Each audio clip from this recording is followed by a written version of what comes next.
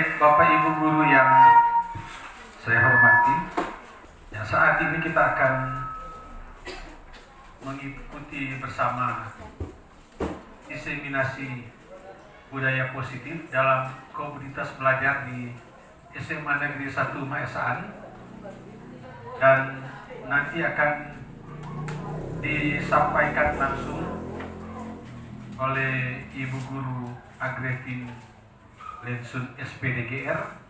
Tapi sebelum kita masuk ke topik tentang diseminasi budaya positif yang keren orang bilang DISPO, ya, kita awali dengan doa, dan doa dipimpin oleh Ibu Guru Yeti Mareke Borang SPD.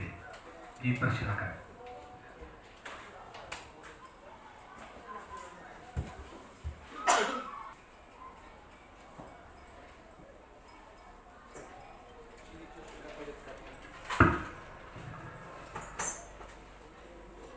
Bapak Ibu yang dikasihi dan diberkati oleh Tuhan Yesus Kristus, sebelum kita memulaikan seminar tentang diseminasi budaya positif oleh Ibu Livi, kita akan membukanya dengan doa.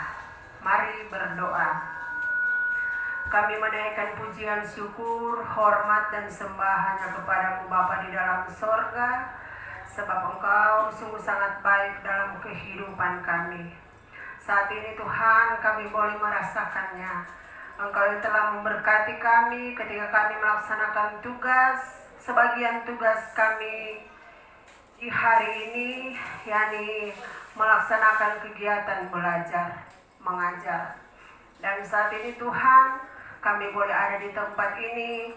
Kami akan mengikuti seminar tentang diseminasi budaya positif oleh Ibu Agrifin Lensun.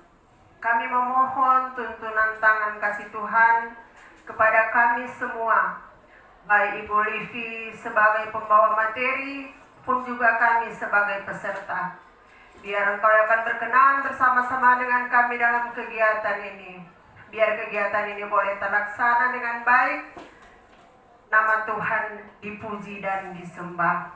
Ini doa kami Tuhan, dan kami mau membuka kegiatan di saat ini hanya di dalam nama Yesus.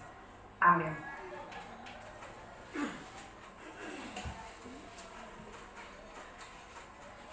Ya, terima kasih pada Ibu Guru Yeti Borang. Dan kita masuk ke materi yang akan dipandu oleh Ibu Guru Agrifin Lensun SPD GR. Pertama kita serahkan ke Kepala Sekolah untuk membuka kegiatan kita di saat ini.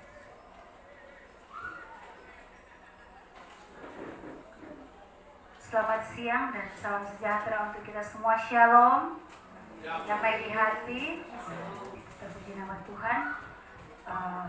Yang saya hormati Bapak Ibu Wakil Kepala Sekolah, rekan-rekan guru yang sudah ada saat ini, pegawai administrasi dan ada banyak. Teristimewa yang saya kasihi, CGP hebat kita, Ibu Agrifin Lensun SPDGR, yang hari ini akan memberikan hal yang berharga lagi dalam kehidupan kita SMA Negeri 1 Maesaan terkait dengan budaya positif. Saya sangat apresiasi kegiatan ini. Selain ini adalah bagian dari kegiatan program pendidikan guru penggerak angkatan 11 yang diikuti oleh Ibu Livi, tapi juga ini adalah hal yang sangat penting untuk diketahui dan dilaksanakan di sekolah. Walaupun kita tahu bersama bahwa budaya positif telah orang lakukan, ya toh, orang jaga. Namun belum secara konsisten dijalankan, bahkan oleh semua guru. Sehingga perlu ya, kita perlu lagi menambah wawasan kita, menambah ilmu pengetahuan kita tentang budaya positif yang seperti apa. Kita bersyukur bahwa hari ini Ibu Livi lewat tugas-tugasnya dalam pendidikan guru penggerak mau berbagi dengan kita tentang bagaimana penerapan budaya positif yang seharusnya di sekolah. Ya, budaya positif orang tahu bersama itu adalah nilai-nilai atau keyakinan atau kebiasaan yang baik atau yang berpihak pada murid, yang nantinya itu akan menjadi karakter-karakter yang dapat melekat pada diri seorang siswa atau murid. Dan karakter-karakter baik itu akan nantinya menjadi ciri khas ya dari siswa, bahkan menjadi ciri khas kita sebagai warga sekolah. Jadi dengan menanamkan budaya positif, maka hal itu menjadi ciri khas bagi seseorang atau bagi kelompok, komunitas, atau bahkan lembaga sekolah kita ini. Ya, karena itu pada kesempatan ini saya mengharapkan agar kita semua ya dapat mengikuti kegiatan ini dengan baik, dan sebentar bila ada yang ingin didiskusikan atau ingin ditanyakan, kita bisa saling sharing atau kita komunikasikan agar kegiatan ini bukan hanya sebagai pemenuhan dari tugas dari Ibu Livi, tetapi memang ini benar-benar boleh berdampak positif bagi penyelenggaraan pendidikan di sekolah kita ini. Jadi itu dari saya. Maka dengan memanjatkan puji dan syukur kepada Tuhan Yang Maha Esa, pada kesempatan ini saya Kepala Sekolah SMA Negeri 1 Maesaan membuka dengan resmi kegiatan diseminasi budaya positif dari komunitas belajar SMA Negeri 1 Maesaan pada hari ini, Selasa 27 Agustus tahun 2024. Terima kasih.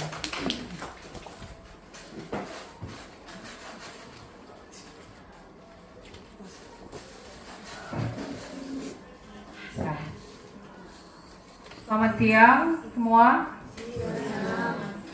Sekali lagi selamat siang. Ya, terima kasih semua masih semangat di siang hari ini. Saya ucapkan terima kasih kepada kepala sekolah yang selalu mensupport dalam setiap kegiatan yang berhubungan dengan tugas-tugas saya sebagai calon guru penggerak angkatan 11.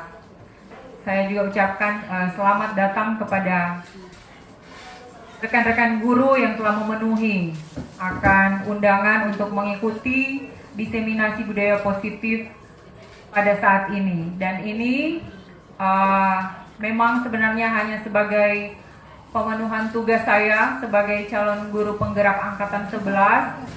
Namun di balik itu pasti akan sangat bermanfaat bagi kita semua sebagai satu keluarga besar SMA Negeri 1 Maesaan. Dan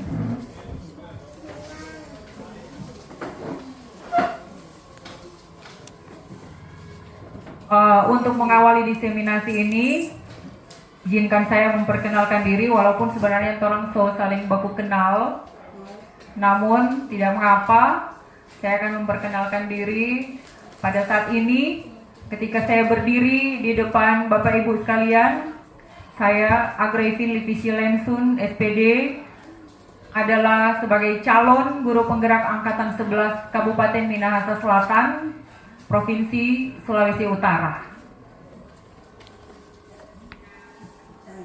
Dan Baik, mungkin pada saat ini ketika di dalam kelas ada murid-murid yang membuat kita kurang senyum atau mood menjadi kurang bagus atau jelek. Nah, pada saat ini mari kita bersama-sama mencoba trik untuk membangkitkan kembali akan aura positif yang ada pada kita saat ini, yaitu dengan memberikan senyuman selama 30 detik. Jadi tidak lama, cuma 30 detik. Nah, ini ada Frau yang belum ada bahasa senyum. Coba sekarang ketika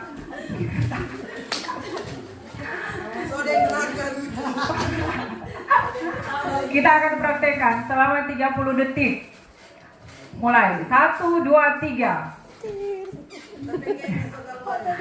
Mungkin akan lebih keluar senyum kita apabila kita saling berhadapan dengan rekan-rekan kita. Coba kita saling hadapan. Nah, kalau udah menghadap doi tetap senyum sih. iya. Jadi Nggak tahu. iya. Saya kucian belum. Oh, sudah. Iya. Ya, terima kasih. Itu hanya simple. Senyum selama 30 detik. Tetapi pada akhirnya apa? Kita terbawa suasana, akhirnya jadi tertawa. Lama-lama jadi tertawa, dan saya yakin ketika kita senyum dan tertawa, ada aura positif yang keluar dari dalam diri kita masing-masing. Nah, sesuai dengan pembahasan kita pada saat ini, yaitu tentang budaya positif. Jadi untuk memulai itu memang kita harus berpikir positif dulu, mengeluarkan aura positif yang ada pada kita. Nah, sebelum kita lanjut di dalam materi, kita akan membuat kesepakatan forum diseminasi saat ini. Jadi di sini saya sudah memberikan contoh, sudah membuka dengan menghargai siapapun. Jadi nanti sementara diseminasi berlangsung, kita akan saling menghargai satu dengan yang lain. Atau mungkin ada lagi dari Bapak Ibu yang ingin ditambahkan?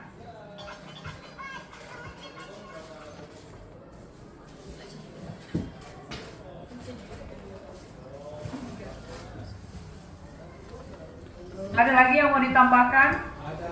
Kalau mau keluar harus izin. Ya. Jadi kalau mau keluar harus izin. Ada lagi. Ya. Semua terlibat atau berpartisipasi. Ya.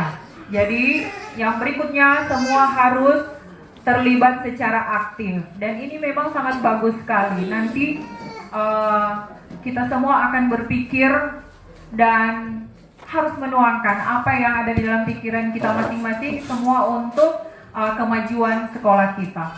Ada lagi yang lain? Ya, serius tapi santai. Ya, serius tapi santai. Tidak, jadi jangan jadi beban. Jangan jadi beban. Kemudian yang berikut ada kolaborasi. Jadi nanti orang akan berkolaborasi satu dengan yang lain. Baik, sebelum kita memahami tentang disiplin positif, sebagai seorang guru, kita harus tahu sebenarnya apa tujuan pendidikan itu. Apa tujuan pendidikan? Pasti masing-masing kita punya pemahaman tentang apa itu tujuan pendidikan yang ada di Indonesia. Namun pada saat ini saya ingin menyampaikan tentang apa yang sudah kita pelajari sebagai calon guru penggerak di modul-modul awal. Ada materi tentang filosofi pendidikan menurut Ki Hajar Dewantara. Nah, menurut Ki Hajar Dewantara, tujuan pendidikan adalah menuntun segala kodrat yang ada pada anak-anak agar mereka dapat mencapai keselamatan dan kebahagiaan yang setinggi-tingginya, baik sebagai manusia maupun sebagai anggota masyarakat. Oleh karena itu, pendidik itu hanya dapat menuntun. Jadi kita garis bawahi yang kata menuntun. Tumbuh atau hidupnya kekuatan kodrat yang ada pada anak-anak agar dapat memperbaiki lakunya, atau artinya di sini bukan dasarnya. Laku hidup atau tumbuhnya kekuatan kodrat anak. Jadi artinya di sini bahwa kita tidak bisa merubah sepenuhnya akan anak didik kita. Anak didik kita. Jadi tujuan dari pendidikan adalah kita sebagai guru harus bisa menuntun. Nah, di sini saya ingin mengetahui apakah ada Bapak Ibu guru yang punya definisi tentang menuntun itu seperti apa? Adakah yang bisa memberikan definisi menuntun itu dalam hal ini artinya seperti apa? Coba ada yang bisa? Ibu Kartika? Mengarahkan.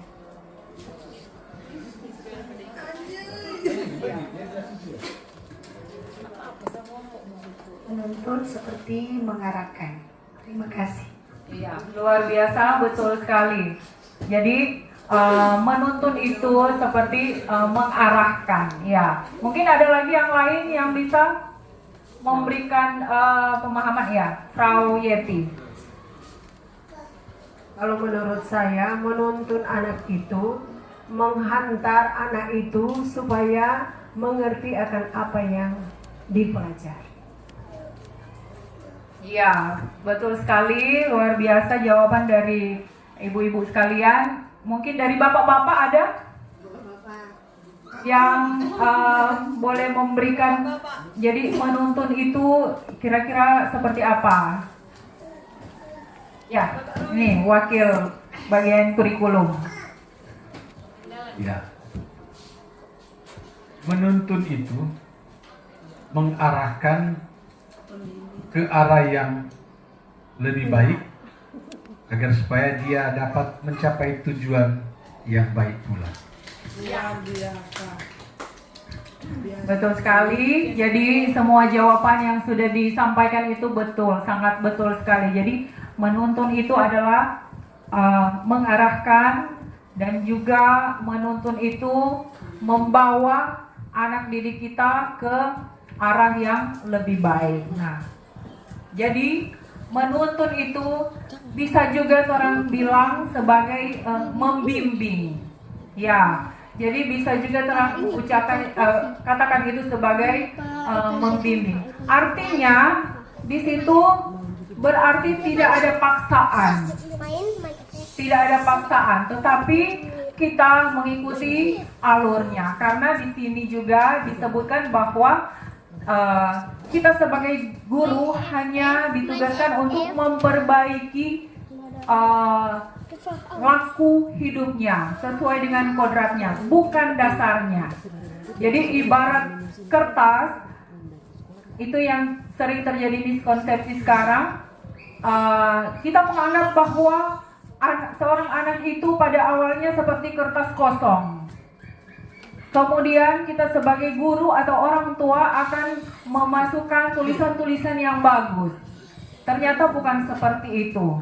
Jadi pada dasarnya anak-anak itu sudah ada coretan-coretan tapi masih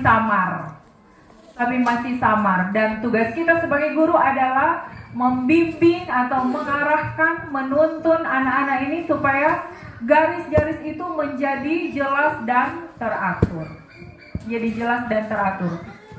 Kemudian Ki Hajar Dewantara juga mengibaratkan pendidikan sebagai lahan pertanian. Jadi lahan pertanian itu diibaratkan seperti sekolah, dan benih atau padi adalah murid, dan petani adalah pendidik. Apabila seorang petani dia akan menanamkan tanaman padi, jangan mengharapkan dia akan menjadi jagung. Jangan berusaha sekuat tenaga untuk membuat tanaman padi itu menjadi jagung. Jadi tetaplah dia seperti tanaman padi, tetapi kita harus buat agar padi itu bisa berbuah dengan subur. Jadi itu. Nah, untuk mencapai tujuan tersebut maka kita harus menerapkan budaya positif. Kita harus menerapkan budaya positif. Seorang guru yang baik harus memiliki kemampuan dalam mewujudkan budaya positif di sekolah. Budaya positif tersebut dapat dijalankan dengan menerapkan konsep-konsep inti seperti yang ada di slide di sini. Jadi ada 6 konsep yang akan kita pelajari. Saya yakin ketika kita semua bekerja sama menerapkan akan ke-6 konsep inti ini, maka anak-anak didik kita akan menjadi bagus. Yang pertama adalah disiplin positif. Nah, mari kita belajar bersama. Jadi, disiplin positif itu adalah suatu cara penerapan disiplin yang mengajarkan anak bertanggung jawab dan menumbuhkan kesadaran diri berdasarkan nilai-nilai kebajikan. Nah, jadi ini disiplin positif. Orang akan membuat agar anak itu bertanggung jawab dengan, misalnya dia membuat suatu kesalahan. Nah, orang akan buat agar dia mampu bertanggung jawab. Namun dengan cara-cara yang memberikan disiplin atau sanksi atau konsekuensi yang positif. Disiplin positif lebih ke arah disiplin diri yang dapat mengontrol diri dalam melakukan segala tindakan. Disiplin diri dapat membuat murid memahami dan menyadari berdasarkan motivasi internal, bukan akibat paksaan, pujian, ataupun hukuman. Nah, jadi ini sangat bagus sekali, sebenarnya sangat bagus sekali apabila kita semua menerapkan disiplin positif di sekolah kita. Jadi ketika kita melaksanakan disiplin positif, maka kita sebagai guru harus membuat agar anak tersebut, anak yang melakukan kesalahan itu menyadari akan kesalahan yang dibuat, tetapi dari dalam dirinya sendiri, dari dalam diri sendiri. Contoh, apabila anak melakukan kesalahan, kemudian kita bujuk, esok Nana tidak usah terlambat, Encik kasih akan 10.000, mar datang pagi, Nana usah datang telat. Nah, pasti dia akan melakukan seperti itu. Dia akan datang pagi karena untuk mengambil uang 10.000. Tetapi ketika lusa kita tidak menjanjikan uang 10.000, maka dipastikan dia akan datang terlambat lagi. Tetapi kalau kesadaran itu dari dalam diri sendiri, maka motivasi untuk dia akan datang cepat adalah dari dirinya sendiri, bukan dari uang 10.000 atau hukuman. Nah, tujuan kita juga di dalam pendidikan adalah membuat agar anak didik kita memiliki 6 karakter dalam profil pelajar Pancasila. Nah, Bapak Ibu sekalian, tujuan ini pasti tidak akan terwujud kalau kita tidak menerapkan disiplin positif. Jadi, kita tidak akan menemukan anak-anak yang bertakwa kepada Tuhan, yang berakhlak baik, apabila kita tidak menerapkan disiplin positif dan sebagainya. Jadi di situ ada mandiri, berkebinekaan global, bergotong royong, kreatif, dan bernalar kritis. Jadi tugas kita sebagai guru adalah mengarahkan, membimbing mereka untuk menjadi seperti berkarakter profil pelajar Pancasila. Dan jangan lupa untuk menerapkan disiplin-disiplin positif kepada mereka. Berikutnya adalah motivasi perilaku manusia. Motivasi perilaku manusia atau dorongan. dorongan kenapa murid melakukan itu atau tidak melakukan itu. Jadi ada 3 motivasi perilaku manusia. Yang pertama, untuk menghindari ketidaknyamanan atau hukuman. Nah ini, untuk menghindari ketidaknyamanan atau hukuman. Kedua, untuk mendapatkan imbalan atau penghargaan dari orang lain. Dan yang ketiga, untuk menjadi orang yang mereka inginkan dan menghargai diri sendiri dengan nilai-nilai yang mereka percaya. Nah, pasti kita semua mengharapkan agar murid-murid kita memiliki motivasi yang ketiga ini, yaitu motivasi internal yang berasal dari dalam dirinya sendiri, sesuai dengan nilai-nilai yang mereka percaya. Oh, ternyata kalau kita terlambat, kita mau ketinggalan pelajaran. Nah, itu dia percaya seperti itu, maka motivasinya adalah dia akan datang cepat dan tidak terlambat. Untuk motivasi perilaku manusia berdasarkan hukuman, itu artinya bentuk sanksi yang diberikan sebagai akibat langsung dari tindakan melanggar hukum atau aturan. Biasanya bersifat negatif dan bertujuan untuk menghukum pelaku. Nah, ini contoh misalnya ada murid yang datang terlambat. Kemudian kita hanya memberikan hukuman. Kalau hukuman itu hanya bisa dia lakukan, maka itu tidak akan menjadi tantangan bagi dia. Malah itu akan menjadi kebiasaannya bahwa kalau kita terlambat cuma kok ucap lumpuh, kita dapat backing, habis itu sudah masuk kelas. Padahal dia tidak sadari bahwa ketika dia terlambat ada 2, 3, 4 jam pertama dia tidak ikut. Tetapi dia tidak menyadari itu. Kita sebagai guru harus mengganti pemikiran murid tersebut untuk dia akan berpikir, oh kalau kita datang terlambat ternyata kita ada banyak hal yang tertinggal. Jadi motivasinya dari dalam dirinya sendiri. Bukan, jadi dia motivasi itu bukan karena hukuman. Sebaliknya juga, oh kita mesti datang cepat karena takut mau dapat hukuman. Nah, itu juga motivasi yang salah. Motivasi yang salah karena dia tidak akan berkembang dan tidak akan menyadari bahwa dia mempunyai kemampuan dari dalam dirinya sendiri. Dan yang kedua adalah konsekuensi. Akibat dari tindakan yang dilakukan, tujuannya untuk membantu murid memahami dampak dari tindakannya. Nah, kalau ini konsekuensi, dia menyadari, oh karena kita ada baking ini, jadi kita harus baking ini. Jadi di konsekuensi begini. Nah, kemudian restitusi. Restitusi adalah proses menciptakan kondisi bagi murid untuk memperbaiki kesalahan mereka sehingga mereka bisa kembali pada kelompok mereka dengan karakter yang kuat. Nah, ini sangat penting sekali. Saya pikir untuk kita terapkan di dalam sekolah kita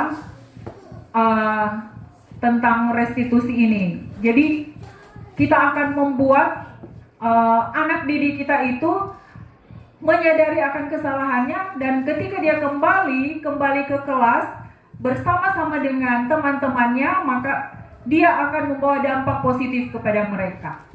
Dia akan membawa dampak positif bahwa pada awalnya dia adalah orang yang bersalah, tetapi pada akhirnya ketika dia menyadari, dia akan menjelaskan kepada teman-temannya bahwa oh kalau terang bikin begini ternyata dia punya dampak ini.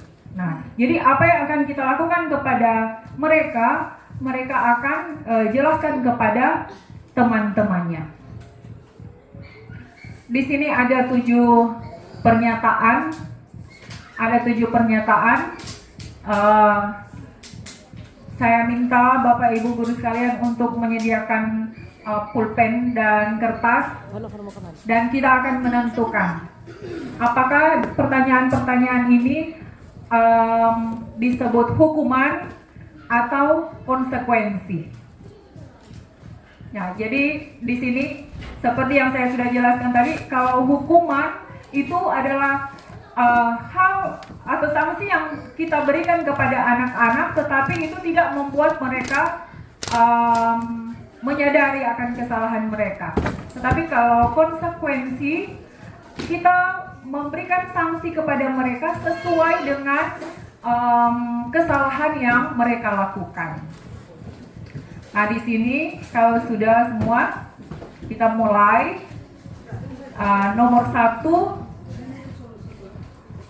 mencatat 100 kali di dalam buku kalimat "Saya tidak akan terlambat lagi karena terlambat ke sekolah". Jadi kasus ini adalah anak tersebut terlambat datang di sekolah. Jadi guru kasih sanksi pada dia, tulis "Saya tidak akan terlambat lagi". Nah, 100 kali. Nah, apakah itu orang ada kasih hukuman atau konsekuensi? Ya, jadi di sini Ibu Kepala Sekolah bilang itu hukuman. Yang Bapak Ibu silakan ditulis. Nanti sebentar kita akan lihat apakah betul atau salah. Kemudian yang kedua, lari mengelilingi lapangan basket 2 kali karena terlambat hadir di sekolah. Jadi orang kasih keliling di lapangan karena terlambat. Nah, apakah itu hukuman atau konsekuensi? Ya, ditampung. Yang ketiga, membersihkan coretan yang dibuatnya di meja tulis. Jadi dia coret-coret di meja, lalu dia kasih bersih. Ya, apakah itu hukuman atau konsekuensi? Keempat, menggantikan kertas tugas teman yang telah dicoret-coret. Nah, apakah ini hukuman atau konsekuensi? Ya, ditampung. 5. Berjemur di lapangan basket pukul 12 siang karena mengobrol dengan teman. Apakah ini hukuman atau konsekuensi?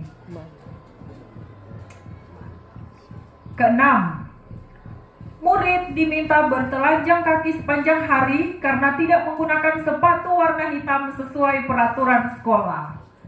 Nah, apakah ini hukuman atau konsekuensi? Ya. Ketujuh, terakhir, berdiri di depan kelas sambil mengangkat kaki satu karena tidak bisa menjawab pertanyaan.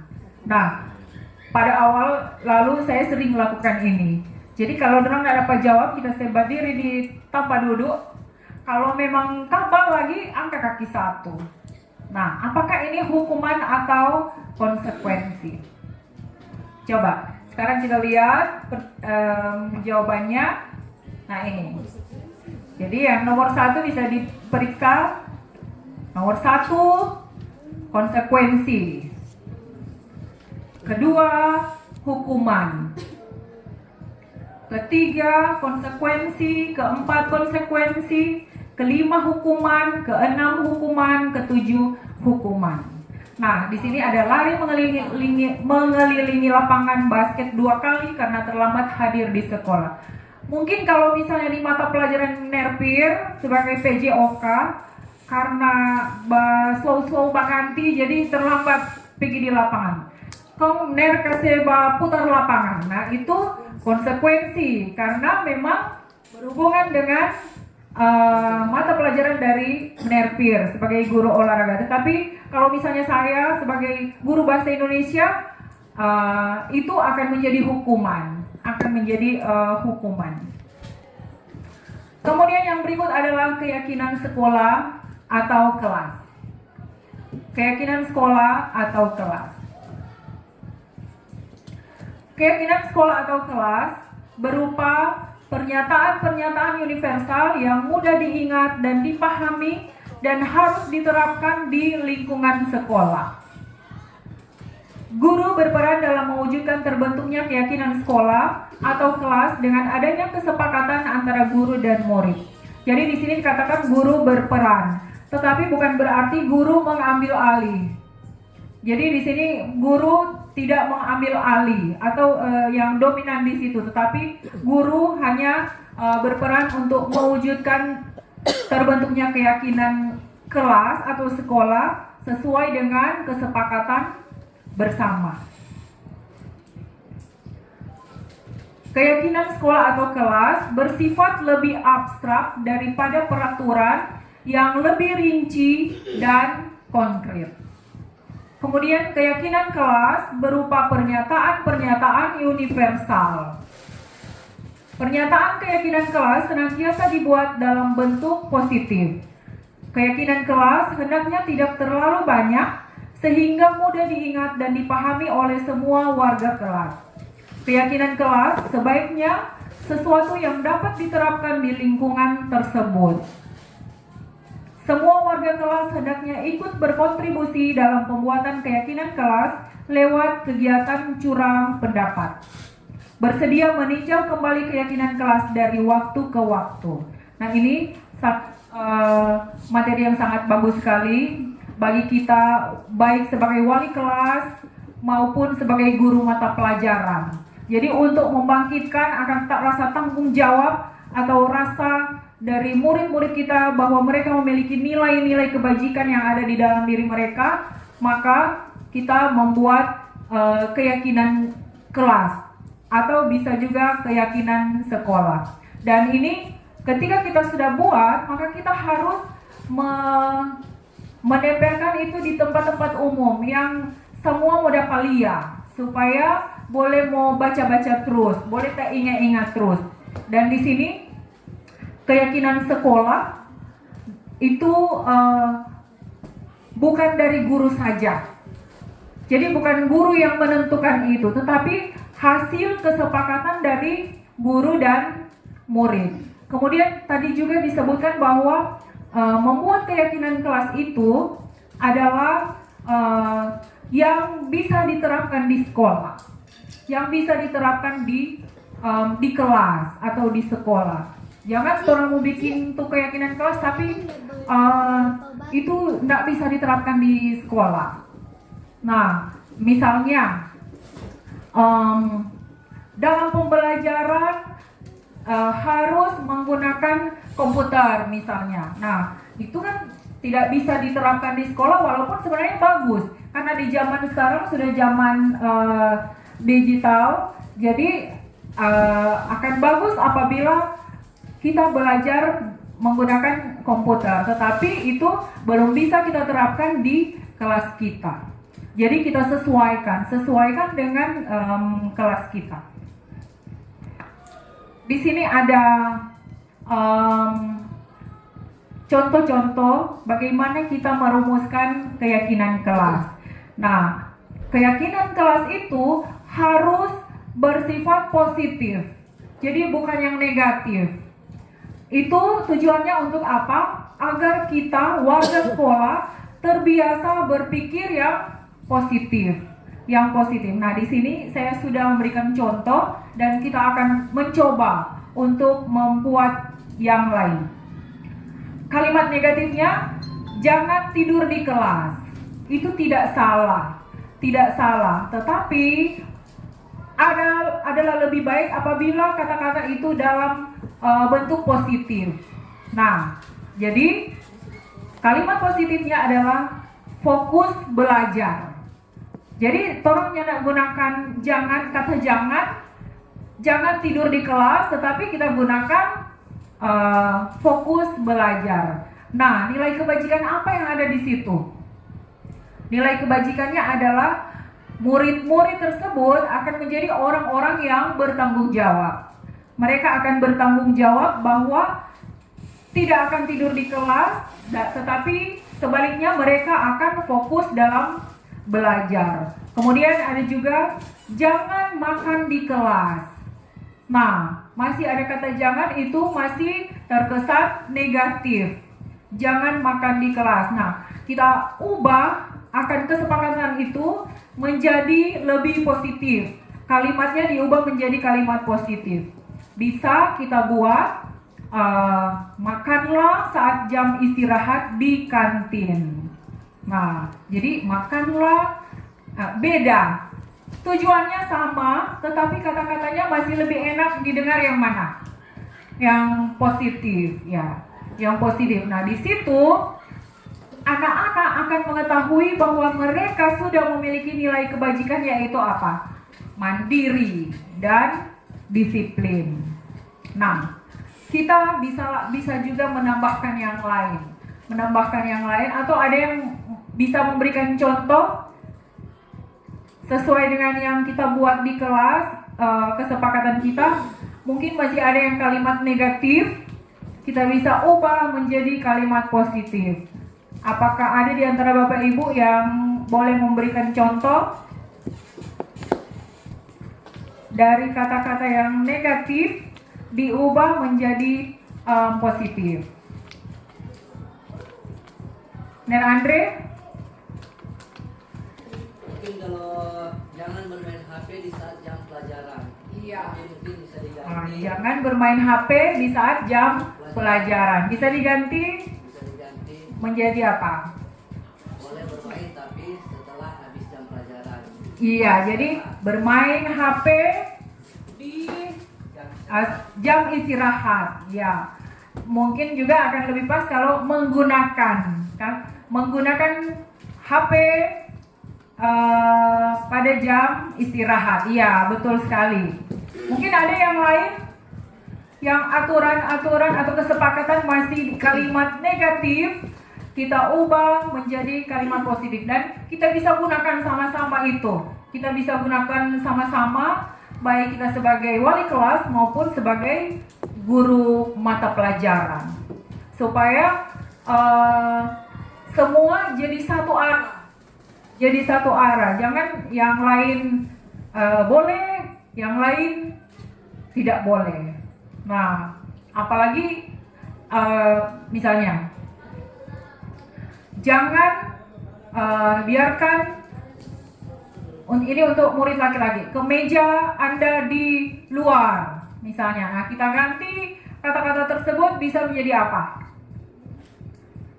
Kalau kita akan buat menjadi kalimat yang positif, banyak kali kan kita menemukan orang anak-anak kemeja di luar. Nah, kita ubah menjadi kalimat positif, kira-kira kalimatnya seperti apa?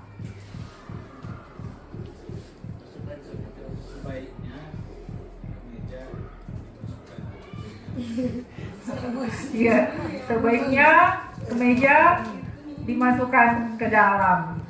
Ya, bisa. Ada lagi yang lain? Ya, di saat belajar pakaian harus rapi. Betul sekali. Kadang kalau anak-anak lelah, gerah, panas. Nah, tak apa-apa lah, di jam istirahat, dorang di kantin atau di mana, saya buka sedikit. Tapi abis itu kalau diharuskan untuk rapi, ya harus rapi lagi. Nah, betul, jadi itu. Dan kira-kira kalau nilai kebajikan yang pas untuk masalah berpakaian rapi itu apa? Nilai kebajikan yang akan orang tanamkan ke anak-anak? Disiplin, ya. Mereka akan menjadi anak-anak yang disiplin. Berarti kita sudah bisa memahami. Dan berikutnya adalah kebutuhan dasar manusia. Nah, ini juga materi yang tidak kalah pentingnya. Kita sebagai guru harus mengetahui sebenarnya ini anak-anak ini dia mau apa sampai dia kelakuan begini. Jadi orang harus tahu, jangan cuma asal-asal kasih sanksi. Padahal kadang orang nggak tahu, oh ternyata dia butuh ini, kok dia bikin begini. Nah, ketika ada seorang murid melakukan suatu perbuatan bertentangan dengan nilai-nilai kebajikan atau melanggar peraturan, hal itu sebenarnya dikarenakan mereka gagal memenuhi kebutuhan dasarnya. Nah, Bapak Ibu sekalian, saya pikir mulai dari anak kecil sampai selansia pun pasti ada yang namanya orang mau suka apa, orang kebutuhan. Ada 5 kebutuhan dasar manusia. Jadi yang pertama, kebutuhan dasar untuk bertahan hidup. Nah, untuk bertahan hidup tidak jarang orang mulia, orang-orang bahkan ada yang mau mencuri untuk memenuhi kebutuhan dasar. Mungkin karena sudah lapar sekali, sampai dia mencuri. Mencuri itu salah, tetapi sebenarnya dia sedang memenuhi kebutuhan dasarnya. Kemudian yang kedua, kasih sayang dan rasa diterima. Ketiga, penguasaan. Dan 4, kebebasan. 5, kesenangan. Nah, ini adalah kebutuhan dasar manusia. Dan saya pikir ini memang kebutuhan yang wajib. Semua 5-5-nya adalah kebutuhan yang wajib. Nah, itu pun menjadi kebutuhan dasar dari anak didik kita. Di sini ada studi kasus. Saya akan bacakan dan kita akan cari tahu kebutuhan apa sebenarnya yang anak didik ini butuhkan. Dari 5 kebutuhan dasar itu, saya akan bacakan. Ibu Sarah, guru wali kelas 11, sedang bingung menghadapi ulah salah satu murid di kelasnya, Dodi. Beberapa anak telah mengeluhkan Dodi yang seringkali meminta bekal makan siang mereka dengan paksa. Jika Anda menghadapi situasi seperti Ibu Sarah, apa yang akan Anda lakukan? Menurut Anda, kira-kira apa alasan Dodi melakukan hal itu? Nah, di sini kira-kira kebutuhan dasar apa yang ingin dipenuhi oleh Dodi di dalam kasus ini? Kebutuhan dasar yang mana?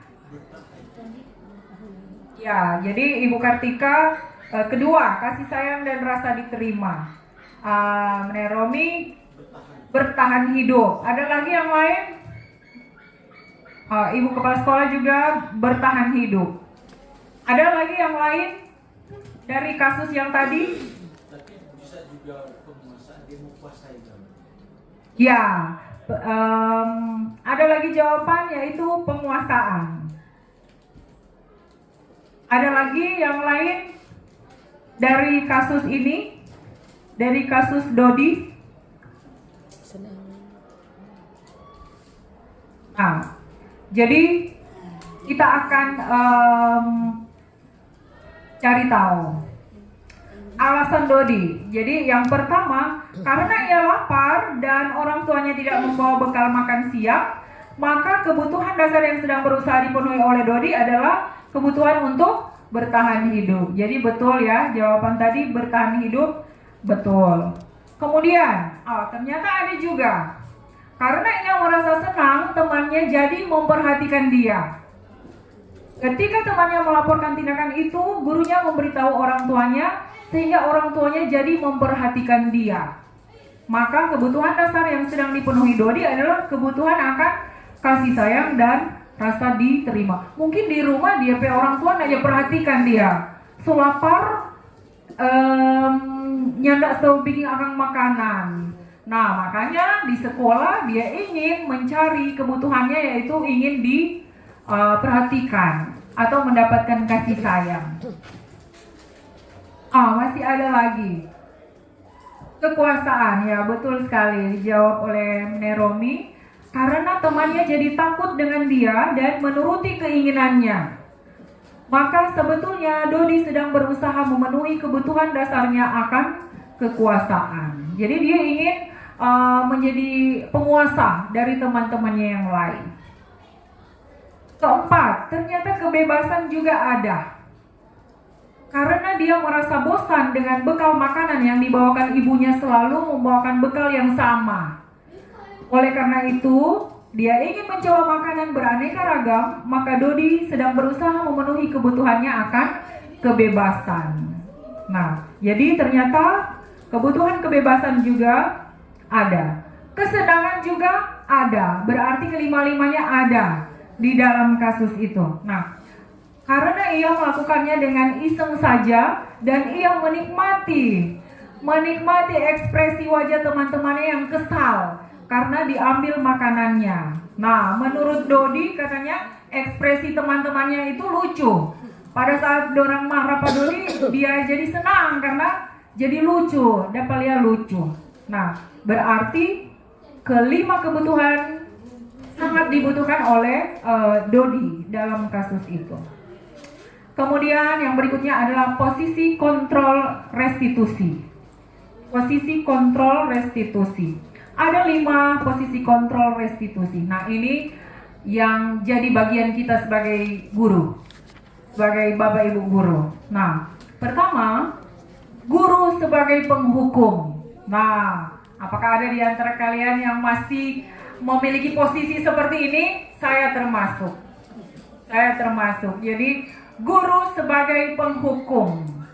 Nah, mudah-mudahan setelah diseminasi ini kita memiliki pola pikir atau paradigma yang baru dan kita boleh terapkan ke anak didik kita. Walaupun mungkin awalnya akan terasa susah, tetapi ketika sama seperti dikatakan oleh ibu kepala sekolah tadi, ketika kita sudah konsisten maka akan terasa gampang. Kedua, guru sebagai pembuat rasa bersalah. Nah, guru sebagai pembuat rasa bersalah. Biasanya ini guru-guru yang melo, yang tidak terlalu marah bikin tuh anak jadi rasa bersalah. Nah, bukan pasti. Apakah ada di antara tuh orang atau nyanda? Kemudian guru sebagai teman. Nah, banyak di sini. Guru sebagai teman. Kemudian guru sebagai pemantau. Dan terakhir guru sebagai manajer. Kita pelajari satu persatu. Pertama, guru sebagai penghukum. Seorang penghukum bisa menggunakan hukuman fisik maupun verbal. Orang-orang yang menjalani posisi penghukum senantiasa mengatakan bahwa sekolah memerlukan sistem atau alat yang dapat lebih menekan murid-murid lebih dalam lagi. Nah, di sini ada contoh-contoh kalimat-kalimat yang diucapkan oleh seorang guru apabila dia posisinya sebagai penghukum. Patuhi aturan saya atau awas. Nah, ini di Pemara sampai di ubun-ubun biasanya kalau seperti ini. Kamu selalu saja salah. Selalu yang terakhir selesai. Nah, seorang penghukum dia indikatornya adalah nadanya selalu tinggi. Jadi nadanya selalu menggunakan nada yang tinggi. Atau mata masih jauh kalau dia soalnya ya sama dengan Ibu Kartika begitu, sama. Masih jauh. Nah, mata sudah melotot. Kemudian menunjuk-nunjuk jari. Masih jauh. Nah, itu ciri-ciri dari posisi guru sebagai penghukum.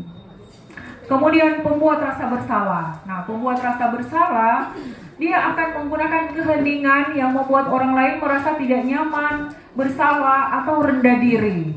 Nah, orang harus ingat bahwa sebagai guru kita salah satu tugas kita adalah menuntun atau membimbing, menjadikan karakter anak didik kita menjadi lebih baik. Nah, jangan sampai anak didik memiliki karakter yang mau jadi seperti ini, merasa tidak nyaman, selalu rasa bersalah dan rendah diri. Nah, di sini ada kata-kata yang sering diucapkan, ibu sangat kecewa sekali dengan kamu. Nah, kemudian berapa kali bapak harus memberitahu kamu ya? Kemudian, gimana coba kalau orang tua kamu tahu kamu berbuat begini? Mungkin kau terang, bagaimana kalau nanti mama tahu nanti begini, bagaimana? Nah, jadi anak tersebut akan jadi rasa bersalah. Nah, pembuat rasa bersalah biasanya, nada suara memelas atau halus atau sedih. Bahasa tubuh merapat pada anak dan lesu. Nah, saya pernah mengucapkan waktu lalu dan saya langsung terpikir, berarti waktu itu saya menempatkan posisi saya sebagai pembuat rasa bersalah. Karena di kelas dia bilang, Muni nak mau sapu ini ketek lagi mau marah lagi Pak Enci. Nah, Enci bilang ternyata itu adalah salah satu ciri dari posisi guru pembuat rasa bersalah. Kemudian teman. Nah, ini saya pikir di sini banyak. Jadi guru memposisikan diri sebagai teman. Nah, guru pada posisi ini tidak akan menyakiti murid, namun akan tetap berupaya mengontrol murid melalui persuasi. Nah, ini persuasi ini artinya membujuk. membujuk atau mengajak. Nah, di sini kata-kata yang sering diucapkan, ayo bantulah demi Bapak ya. Nah, ayo ingat tidak bantuan Bapak selama ini. Nah, di posisi teman biasanya nada suara ini ramah, kemudian akrab dan bercanda. Kemudian bahasa tubuhnya merapat pada murid dan mata dan senyum jenaka. Nah, ini bisa juga diterapkan karena menurut saya ini juga positif. Tetapi ternyata ada juga akibatnya. Jadi anak-anak akan merasa mereka sama dengan guru, akan menempatkan posisi mereka sama dengan guru. Jadi mungkin ya pintar-pintar kita sebagai guru di saat-saat mana kita menerapkan posisi ini. Kemudian sebagai pemantau. Posisi pemantau berdasarkan pada peraturan-peraturan dan konsekuensi. Nah, ini biasanya guru dengan posisi ini dia selalu berpatokan pada aturan. Berpatokan pada aturan. Jadi kalau melanggar harus ada sanksi. Nah, untuk guru sebagai pemantau biasanya suaranya datar dan bahasa tubuh yang formal. Jadi mungkin kalau ini flat. Jadi guru tipe ini flat ya, kalau melanggar dihukum. Kalau nyanda ya bagus. Jadi itu. Jadi dia nada suaranya datar. Kemudian posisi manajer. Nah, di posisi manajer, posisi di mana guru berbuat sesuatu bersama dengan murid, mempersilahkan murid mempertanggungjawabkan perilakunya, mendukung murid agar dapat menemukan solusi atas permasalahannya sendiri. Nah, jadi ini kita lebih ke manajer. Bagaimana manajer dia mengatasi bawahannya kalau misalnya di perusahaan-perusahaan. Nah, guru menjadi memposisikan dirinya sebagai manajer. Bagaimana dia akan mengendalikan atau membuat murid-murid itu bertanggung jawab dengan kesalahan yang dia buat, dan bukan hanya bertanggung jawab tetapi dia belajar dari kesalahan tersebut, dan juga membantu murid-murid untuk bersama-sama mereka menemukan solusi. Nah, di sini kalau sebagai manajer, nada suaranya tulus, bahasa tubuh tidak kaku dan mendekat kepada murid. Nah, ini ada contoh-contoh pertanyaan yang seringkali diucapkan oleh guru di posisi manajer. Apa yang Anda yakini? Nah, kemudian apakah kamu meyakininya? Apa rencana kamu untuk memperbaiki hal ini? Jadi dia bukan dia yang memberikan jawaban dari itu, tetapi dia menanyakan kepada murid sehingga jawaban-jawaban itu akan keluar langsung dari murid sendiri.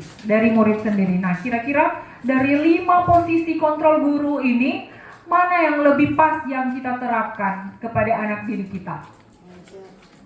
Yaitu posisi manajer. Memang kalau kita mau pikir agak susah, ribet. Tetapi ternyata kita harus menjadi seperti ini, menempatkan posisi diri sebagai manajer. Kemudian berikutnya, ini yang terakhir, segitiga restitusi.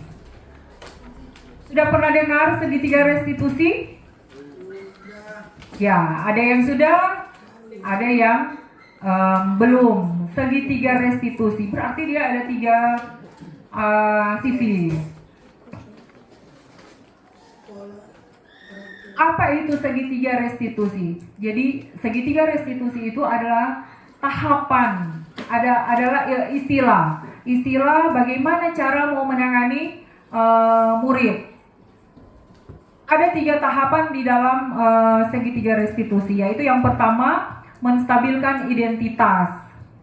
Kemudian yang kedua, validasi tindakan yang salah. Dan yang ketiga, menanyakan keyakinan. Menanyakan keyakinan. Jadi ini adalah ada 3 tahapan di dalam segitiga restitusi. Yang pertama, menstabilkan identitas. Nah, apa itu menstabilkan identitas? Menstabilkan identitas dilakukan berdasarkan prinsip bahwa pembuat kesalahan adalah bagian dari proses pembelajaran yang nantinya akan menggeser identitas gagal ke arah identitas sukses. Jadi ketika anak berbuat salah, orang nyanda lebih sika bawa apa dia, tetapi orang akan buat agar dia itu sebenarnya dia bisa sukses. Sebenarnya dia bisa sukses asalkan nanti dia akan menyadari akan kesalahannya. Nah, di sini kata-kata yang dapat kita ucapkan adalah berbuat salah itu tidak apa-apa. Itu manusiawi. Jadi orang nyanda lebih bikin dia terpuruk di dalam kesalahannya. Kemudian, tidak ada manusia yang sempurna. Saya juga pernah melakukan kesalahan seperti itu. Nah, kita bisa menyelesaikan ini. Jadi itu adalah kata-kata yang dapat kita gunakan untuk menstabilkan identitas. Kemudian yang kedua, validasi tindakan yang salah. Ini sudah masuk di dalam tahapan yang kedua. Validasi tindakan yang salah dilakukan berdasarkan prinsip bahwa setiap perilaku berupaya memenuhi suatu kebutuhan tertentu sehingga guru atau orang tua akan menggeser dari pemikiran stimulus respon menjadi proaktif, serta akan lebih mengenali dan mengakui kebutuhan anak. Nah, ini kalimat-kalimat yang bisa orang terapkan adalah, padahal kamu bisa melakukan yang lebih buruk dari ini. Kamu pasti punya alasan mengapa melakukan hal itu. Nah, kamu patut bangga pada dirimu sendiri karena kamu telah melindungi sesuatu yang penting buatmu. Jadi misalnya orang ada bakal lain, orang mau pakai restitusi atau baku marah, ada baku marah, orang mau pakai restitusi, di menstabilkan tindakan yang salah ini, artinya bisa orang gunakan, ngana ada baku marah yang dia Kang, enggak apa-apa. Bisa saja ngana mau pukul pada dia, tapi ternyata ngana ada pukul Kang. Bagus sekali, ternyata kamu masih bisa mengendalikan diri. Jadi kita memikirkan dari stimulus respon menjadi proaktif. Nah, kemudian yang ketiga terakhir, menanyakan keyakinan. Setelah kita menstabilkan identitas, kemudian kita memvalidasi tindakan yang salah, terakhir adalah menanyakan keyakinan. Nah, menanyakan keyakinan dilakukan dengan memberi pertanyaan-pertanyaan bermakna kepada anak untuk memunculkan motivasi secara intrinsik sehingga mampu mengaitkan keyakinannya dengan tindakan yang salah. Nah, jadi ini dia kesadarannya timbul dari dalam diri sendiri. Nah, di sini bisa kita gunakan pertanyaan-pertanyaan, apa yang kita percaya sebagai kelas atau keluarga, apa nilai-nilai umum yang kita telah sepakati, apa bayangan kita tentang kelas yang ideal, atau kamu mau jadi orang yang seperti apa. Nah, ini lebih ke nilai-nilai kebajikan. Kita akan buat agar dia mengingat kembali keyakinan kelas dan menerapkan akan nilai-nilai kebajikan yang ada pada dirinya. Nah, di sini ada contoh.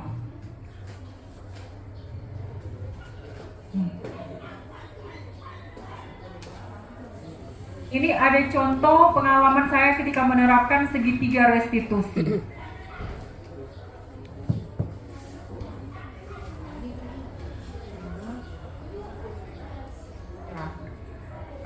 Volumenya terkendala di volume. Jadi pertama, jadi di sini kasusnya adalah Brenda, dia sangat marah kepada Vena dan akhirnya dia menarik akan baju dari Vena. Itu karena apa? Ternyata ketika pembelajaran, ketika di dalam kelas, Vena mengolok dia menggunakan nama orang tuanya. Nah, itu membuat Brenda marah. Akhirnya dia emosinya tidak terkendali dan dia menggunakan kata-kata kasar dan menarik akan baju dari Vena. Dan untuk contoh-contoh ini nanti untuk lebih jelasnya saya akan kirim di grup untuk kita lihat bersama. Dan juga di situ ada ya. Nanti ada juga ya. Ketika saya menerapkan akan segitiga restitusi itu, dan saya sangat terkesan dengan tanggapan dari murid tersebut, dan dia merasa senang. Jadi di sini dia mengatakan bahwa dia merasa senang dengan segitiga restitusi yang sudah diterapkan, dan akhirnya dia meminta maaf kepada Vena dan berjanji untuk dapat mengendalikan emosinya. Dan ada juga kasus yang kedua. Nah, ini murid kita Syarul, dia datang terlambat dan sudah beberapa kali tidak ikut apel. Dan ketika ditanyakan, ternyata alasannya adalah dia sering tidur malam, begadang main handphone, dan akhirnya ketika pagi susah untuk bangun, telat datang di sekolah. Dan setelah saya menerapkan segitiga restitusi kepadanya, dan pada akhirnya juga dia menyadari bahwa ketika dia sering datang terlambat, ternyata dia juga akan kehilangan mata pelajaran di jam-jam pertama. Dan nanti ini juga akan saya kirimkan di grup sekolah. Dan tanggapan dari Syarul juga, saya sangat terkesan karena dia mengatakan bahwa dia sangat senang karena saya sebagai guru telah membantu dia, dan juga sebagai wali kelas telah membantu dia untuk menemukan solusi bahwa ternyata dia akan tidur cepat dan mengurangi untuk bermain game di malam hari. Dan pada akhirnya dia menyadari akan hal itu dan juga meyakini akan keyakinan kelas yang sudah disepakati. Nah, untuk materi kita sampai di sini. Jika ada pertanyaan atau tanggapan dari Bapak Ibu sekalian, saya persilakan. Adakah yang mau bertanya?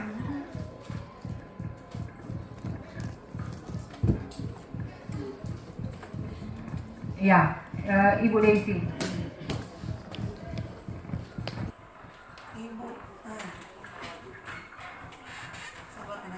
Ya, terima kasih atas kesempatan yang diberikan terkait dengan materi disiplin positif yang telah dipaparkan tadi. Yang akan saya tanyakan adalah apa perbedaan antara peraturan dan juga keyakinan kelas. Jadi, apa perbedaan antara peraturan dan keyakinan kelas? Terima kasih. Ya, terima kasih. Sangat bagus sekali. Bagus sekali pertanyaannya, yaitu apa beda peraturan kelas dan keyakinan kelas. Ya, jadi kita membahas tentang keyakinan kelas yang tadi. Nah, awalnya yang kita ketahui adalah peraturan kelas. Kemudian itu juga akhirnya berganti menjadi kesepakatan kelas. Dan sekarang menjadi keyakinan kelas. Nah, perbedaannya adalah kalau peraturan kelas biasanya itu hanya dari satu pihak.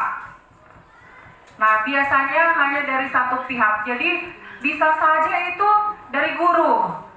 Dari guru yang buat peraturan itu dan harus diikuti oleh semua murid. Kemudian kesepakatan kelas itu sudah disepakati bersama, tetapi ternyata itu masih juga memiliki kelemahan karena ketika murid berbuat salah, melanggar akan kesepakatan, akan mendapat mendapatkan sanksi atau konsekuensi, sudah selesai seperti itu.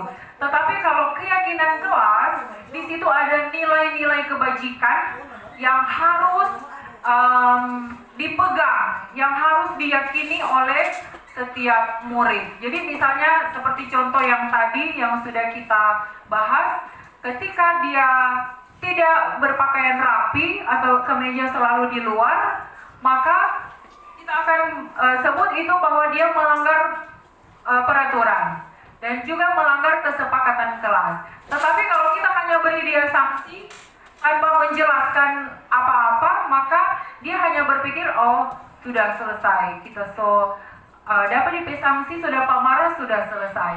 Tetapi tidak ada kesadaran dari dalam dirinya sendiri. Dia tidak menerapkan atau tidak meyakini nilai-nilai kebajikan yang ternyata kita tidak disiplin kalau kita keluar baju. Nah, jadi itu mungkin yang bisa saya sampaikan. Bagaimana, Bu Desi? Ya, jelas. Terima kasih. Ada lagi yang lain? Satu pertanyaan? Ada? Ya, Frau Yeti.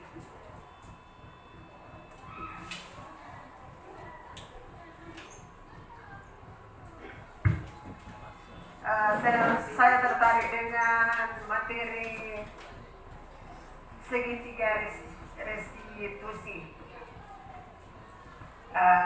Dan saya akan bertanya, apakah penerapan segitiga restitusi bisa diterapkan pada semua kasus di sekolah? Misalnya ketika main HP di saat KBM, kemudian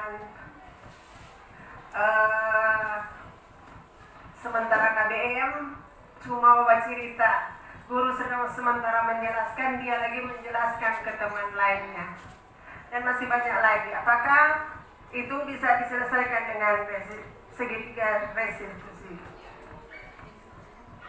Ya, bagus sekali pertanyaannya. Apakah penerapan segitiga restitusi itu bisa dilakukan di semua kasus di sekolah?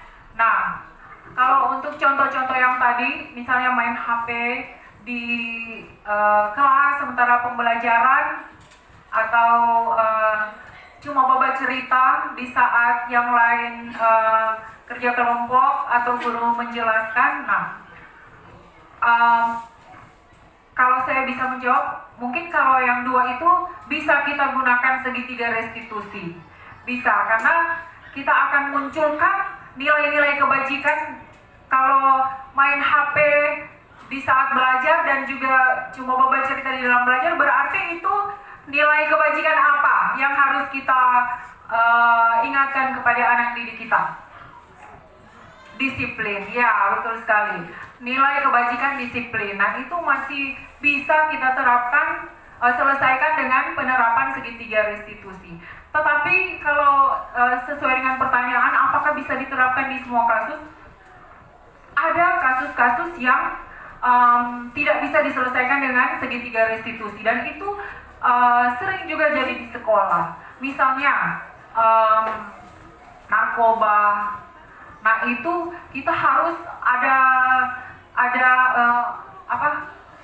mungkin ada orang-orang khusus yang akan menangani itu. Jadi itu kalau hanya gunakan segitiga restitusi tidak akan cukup. Tidak akan cukup, karena itu mungkin dia bisa menyadari, mungkin dia bisa tahu ada nilai-nilai yang dilanggar, tetapi ketergantungannya itu kita tidak bisa atasi.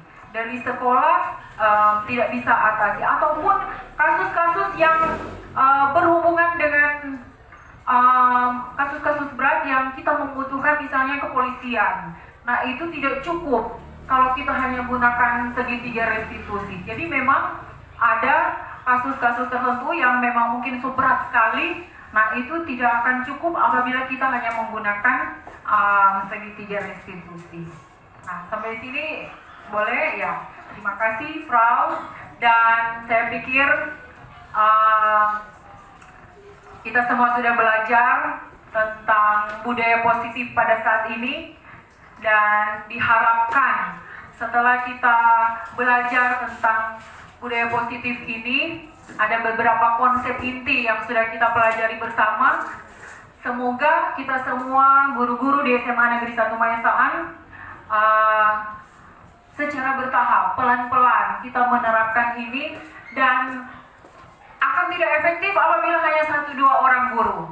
Tetapi ketika kita berkolaborasi, bekerja sama satu dengan yang lain untuk menerapkan ini, saya yakin sekolah kita, anak didik kita akan menjadi anak-anak didik yang memegang teguh akan nilai-nilai kebajikan yang ada di sekolah kita ini. Dan untuk kasus-kasus yang sering kita temui selama ini pasti akan berkurang, asalkan kita ada kerjasama satu dengan yang lain, guru-guru, kepala sekolah, wakil, dan kita sebagai pengajar juga berkolaborasi untuk menerapkan ini. Jadi tidak memberikan kelonggaran.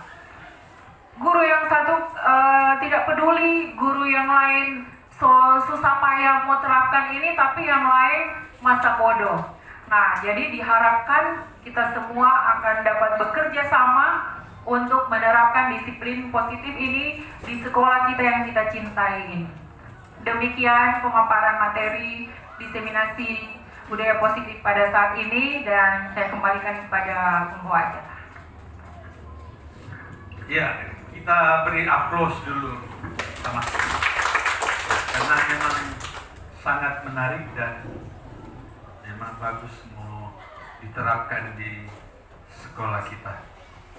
Jadi terima kasih kepada Ibu Agrefin Lensun SPDGR yang sudah membawakan seminar di saat ini. Apa kabar hari ini? Baik, sehat, luar biasa. Wah, hebat semua. Nah, pada saat ini sebelum kita akan mulai pembelajaran, kita akan membuat keyakinan kelas. Nah, tetapi di awal Eci akan jelaskan dulu apa itu keyakinan kelas. Nah, jadi keyakinan kelas itu dia, kalau dulu kita kenal ada peraturan kelas, ada kesepakatan kelas. Tetapi sekarang lebih keren lagi keyakinan kelas. Jadi keyakinan kelas itu adalah nilai-nilai yang harus kita yakini, yang harus kita pegang terus sampai selesai kita bersekolah di sini. Jadi usahakan nilai-nilai itu timbul dari kesadaran kita masing-masing, timbul dari dalam hati kita masing-masing. Nah, kalau misalnya peraturan kelas, Enci katakan misalnya jangan makan di kelas. Nah, itu terkesan peraturan yang dibuat oleh Enci, tetapi belum tentu kalian setuju, apalagi menggunakan kata-kata yang negatif. Nah, di dalam keyakinan kelas kita akan menggunakan kata-kata yang positif dan disetujui oleh Enci dan kalian semua. Bisa dipahami sampai di sini? Bisa. Ya. Boleh kita mulai sekarang? Boleh. Masing-masing Enci akan bagikan ini kertas berwarna. Kemudian kalian akan tuliskan di situ apa yang sebaiknya kita lakukan di dalam kelas untuk kemajuan kelas kita. Boleh? Ya, masing-masing hanya tuliskan satu. Nanti kalau misalnya ada yang sama, Enci akan lihat, nanti akan ditempelkan di sini. Kalau misalnya ada yang sama, kita hanya akan ambil satu.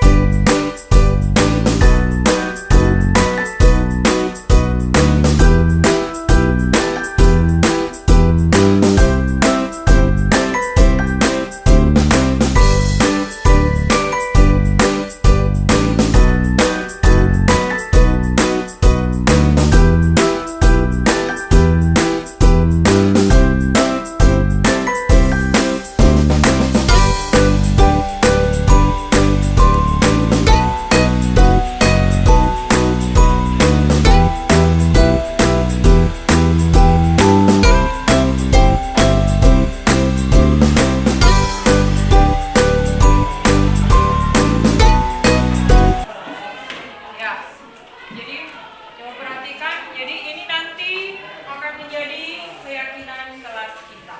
Nah, diharap kita akan menjaga akan keyakinan kelas kita ini agar tidak ada yang melanggar. Boleh? Boleh. Ya. Demikian, nanti kita akan lanjutkan dengan pembelajaran.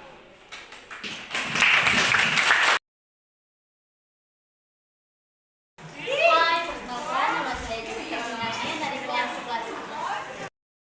Halo, perkenalkan nama saya Vanessa Mondor, kelas 11A. Hai, nama saya Joel Dewan dari kelas 11A. Halo, perkenalkan nama saya Eva Bang, kelas 11A. Perasaan saya ketika saya membuat keyakinan kelas, saya sangat senang dan bersemangat. Jadi